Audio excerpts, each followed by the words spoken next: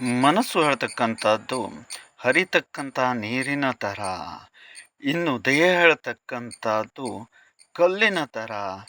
ಈ ಮನಸ್ಸು ಮತ್ತು ಕಲ್ಲನ್ನು ಎರಡನ್ನೂ ಸೇರಿಸಿದರೆ ನಾವು ನೆಮ್ಮದಿಯಾದಂತಹ ಜೀವನವನ್ನು ನಡೆಸಲಿಕ್ಕೆ ಸಾಧ್ಯತೆ ಇರತಕ್ಕಂಥದ್ದು.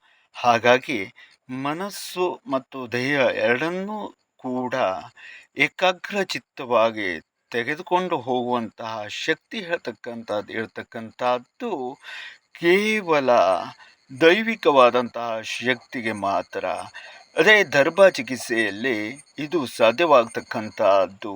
ಮತ್ತು ಅಷ್ಟೇ ಅಲ್ಲದೆ ನಿನ್ನಿನ ದಿವಸದಲ್ಲಿ ವಿಪರೀತ ಜ್ವರದಿಂದ ಬಳಲ್ತಾ ಇರತಕ್ಕಂಥ ವ್ಯಕ್ತಿಗಳಿಗೆ ತಕ್ಷಣ ಕಡಿಮೆಯನ್ನು ಮಾಡಿ, ಮಿದುಳಿಗೆ ಸಂಬಂಧಪಟ್ಟಂತಹ ಜ್ವರವಾದರೂ ಕೂಡ ದೂರವನ್ನು ಮಾಡಿ, ಆರೋಗ್ಯ ಹೇಳ್ತಕ್ಕಂಥದ್ದು ಇವತ್ತಿನ ದಿವಸ ಸಂಪೂರ್ಣವಾಗಿ ಸರಿಯಾಗಿರ್ತಕ್ಕಂತಹ ಮಾಹಿತಿ ಇರ್ತಕ್ಕಂಥದ್ದು.